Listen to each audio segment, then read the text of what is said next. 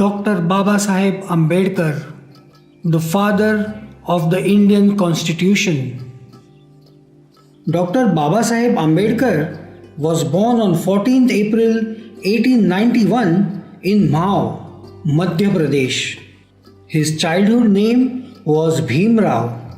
His father's name was Ramji Sakpal and his mother's name was Bhimabai Sakpal. His father was a Subedar in the British Army. In those days, the government ensured that all the army personnel and their children were educated, and they ran special schools for this purpose. This ensured good education for Bhim Rao. After his retirement, Bhim Rao's father settled in Satara, Maharashtra. Bhim Rao was enrolled in a local school. He was an intelligent and hard-working student. But as he was born as Shudras, meaning untouchable, he experienced caste discrimination right from his childhood. In school, he had to sit on the floor in one corner of the classroom. "Hey, look at him! Ha ha ha ha ha!" The teachers would not touch his notebooks. "Sir, can you please check my homework?" "No, not now." Upper caste students would not talk, study, or even play with him. "Can I play with you?" "Go away. We don't want to play with you."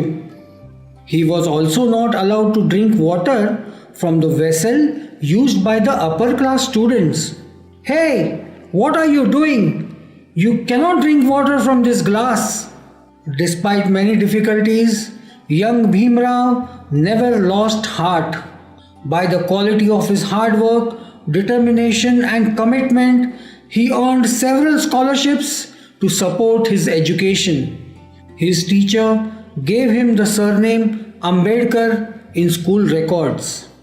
In 1906, when he was just 15 years old, he got married to Ramabai, who was just 9 years old at that time. Bhim Rao continued his studies and passed his matriculation exam from Bombay University with flying colors in 1908. He joined the Elphinstone College for further education.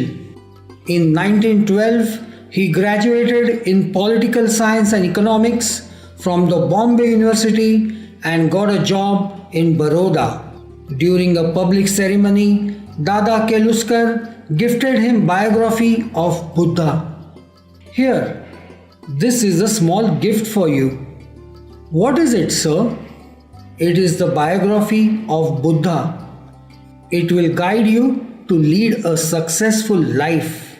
In 1913, Bhim Rao Ambedkar lost his father. In the same year, Maharaja of Baroda awarded scholarship to Bhim Rao Ambedkar and sent him to America for further studies. Bhim Rao reached New York in July 1913. For the first time in his life, Bhim Rao was not demeaned for being a Mahar. He immersed himself in studies and received a degree in Master of Arts and a doctorate in philosophy from Columbia University in 1916 for his thesis National Dividend for India, a historical and analytical study.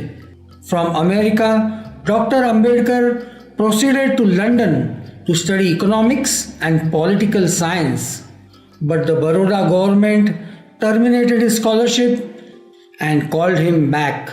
The Maharaja of Baroda appointed Dr. Ambedkar as his political secretary. But no one would take orders from him because he was a Mahar. "Sir, please read this document and sign." "Who are you to give me orders? I will not sign it." Bhim Rao Ambedkar returned to Bombay in November 1917. With the help of Shahu Maharaj of Kolhapur, he started a fortnightly newspaper, the Mukh Nayak, on January 31, 1920. The Maharaja also organized many meetings and conferences of the untouchables, which Bhimrao addressed. My friends, we will not suffer anymore. We will fight this battle together. In September 1920, after accumulating sufficient funds, Ambedkar went back to London to complete his studies. He became a barrister and got a doctorate in science. While practicing law in the Bombay High Court, he tried to promote education to untouchables and uplift them.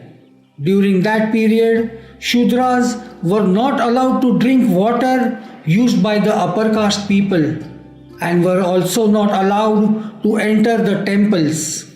In 1927, Baba Sahib Ambedkar had decided to launch an active movement against untouchability.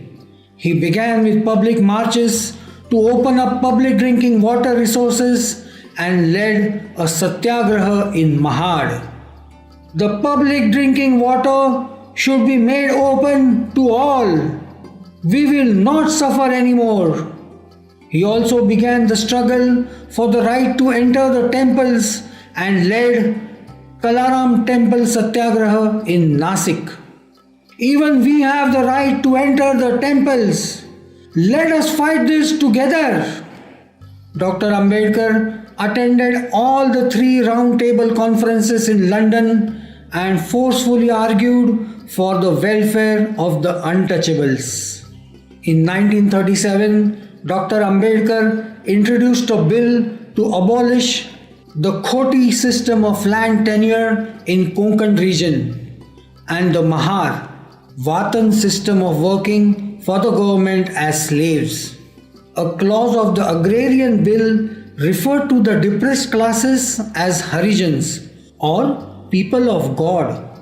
Bhimrao strongly opposed to this title for the untouchables, but the Indian National Congress succeeded in introducing the term Harijan. Ambedkar felt bitter that he could not have any say in what they were called. In 1947, when India became independent, the first Prime Minister, Pandit Jawaharlal Nehru, invited Bhimrao Ambedkar, who had been elected as a member of the Constituent Assembly from Bengal, to join his cabinet as a law minister. He was then appointed as the chairman of the Constitution Drafting Committee and he became the chief architect of the Indian Constitution. In February 1948, Dr. Ambedkar presented the draft constitution before the people of India and it was adopted on November 26, 1949. He lost his 4 children and his wife Rama, but he never stopped working for the nation.